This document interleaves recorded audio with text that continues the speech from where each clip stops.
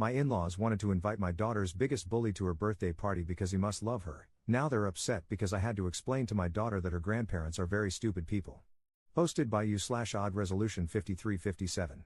My wife and I have 3 kids. Our youngest, Emily, turned 6 last Sunday. We recently had to deal with an issue at Emily's school. Last year, a new student joined her class and started bullying her. He would make fun of her, call her names, and steal her belongings to hide them around the school. On 2 occasions, the bullying became physical. It took us a while to sort everything out because the boy's parents were a nightmare, and nothing the school did worked. Finally, they threatened to expel him if he didn't leave our daughter alone, and his family got him to stop. He hasn't bothered Emily in months, and she is doing much better. Because of how much of an ordeal this ended up being, many of our friends and family members know what happened. Most were as frustrated as we were, but my wife's stepmother, Patty, thought the whole thing was cute. Even after we told her everything the boy did, she still insisted he probably just liked Emily and didn't know how to show it. For whatever reason, she's fixated on this. Every time the subject comes up, Patty says she still thinks we're being dramatic and that the boy deserves another chance. My father-in-law fluctuates between being angry at the school and agreeing the boy was probably harmless. They never spoke about this near the kids, and my wife and I don't give a damn what they think anyway, so we never worried much about it. We're throwing Emily a birthday party this Saturday. Because my father-in-law will be busy, we all had dinner together at a place Emily likes the day before her birthday. Near the end of the dinner, she started talking about her party, how excited she was, and which of her friends were coming. My father-in-law asked Emily if the bully was invited. And before anyone could reply, he obviously isn't, Patty added that it would be mean if she didn't invite him because he liked her and would be very sad. Emily looked at me and my wife. I told her, "Don't worry, honey, Grandpa and Patty are both very stupid. Don't listen to them."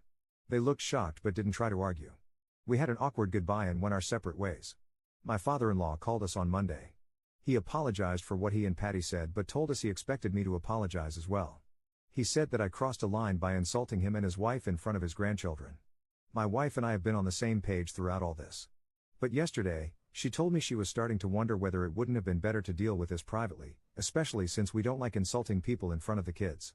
Am I the jerk for telling my daughter that my in-laws are stupid? Top/relevant comments. Commenter. There was probably no other way to make your mother-in-law shut up, so not the jerk. What I find disturbing is that your mother-in-law prioritizes a bully over her own grandchild. Since when is bullying a sign of affection? If it walks like a duck, talks like a duck, chances are it is a duck. Seen in a wider context, your mother-in-law enables and makes excuses for the kind of toxic behavior that men display towards women on a daily basis. Instead of protecting her grandchild, she exposes her to a bully. That's seriously insane. Ops response. Back when we were having to deal with the boy's parents, one of the excuses they used, referring to the name-calling, was that all boys behaved like that around girls. I think about that a lot. Both because I know it's not true, neither of my sons are like that, nor did I act like that when I was a child, and because of how disheartening it is that people could enable that. Commenter 2. I wouldn't apologize, they were out of line. You have to take bullying seriously, kids are harming themselves just from being bullied. And they really need to stop with "he likes her and meant no harm." Nothing is cute about being bullied and harassed. Ops response. Patty's whole attitude about this has been infuriating. We've barely spoken about this boy in months, but she feels the need to bring him up every single time. Op adds an edit to his post. I've brought this up in the comments, but I want to offer more context on what the bully did. It was mostly verbal.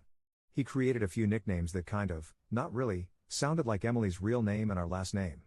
She once got brown paint on her clothes during art class, and he started calling her pig. He laughed whenever she spoke in class. The teacher would always shut him down, but Emily is already a shy kid, and that didn't help. They have weekly toy days at school, and Emily stopped bringing her toys because the boy kept stealing them or threatening to break them. He'd also take her stuff, backpack, school materials, and personal items, and hide them.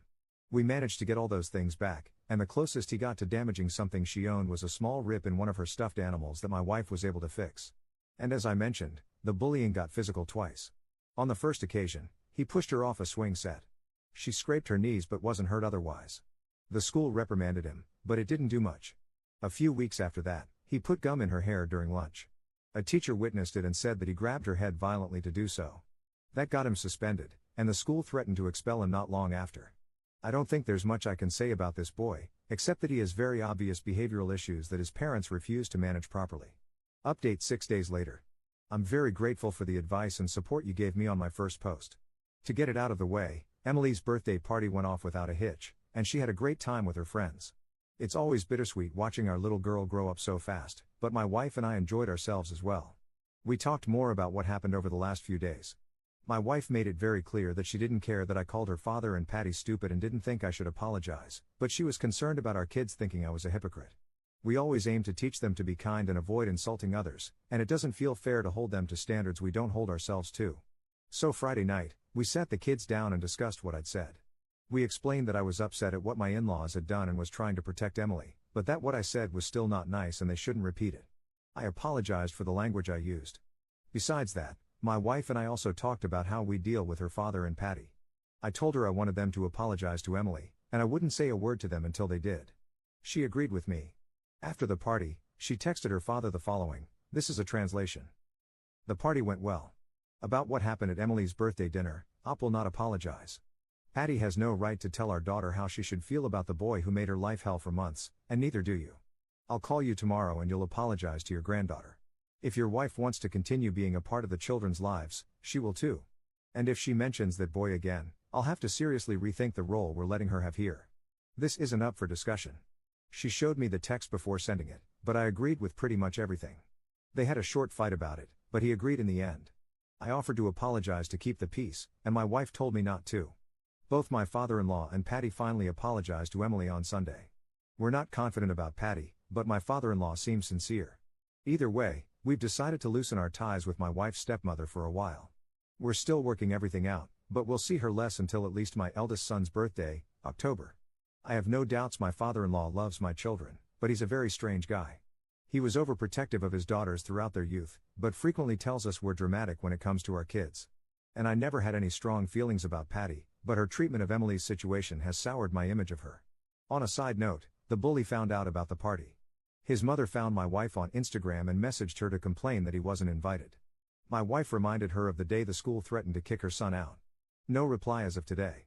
I didn't know what to expect when I posted here, but I was glad to see that even those who thought I was in the wrong agreed that Emily and her well-being came first. At the end of the day, that's all I really care about. This will be my only update. Thanks, everyone. Top/relevant comments. Commenter. Glad everything worked out. As for the bully not being invited to the party but finding out, FAFO. Maybe if his parents didn't raise him to be mean to other kids, it wouldn't be an issue. Op's response. His parents enabled and found excuses for everything he did up until the consequences got too severe. The one time my daughter physically defended herself and the few times my sons yelled at him to defend her were upsetting to them. They disapproved of everything the school did to protect Emily, including moving their son to a different class.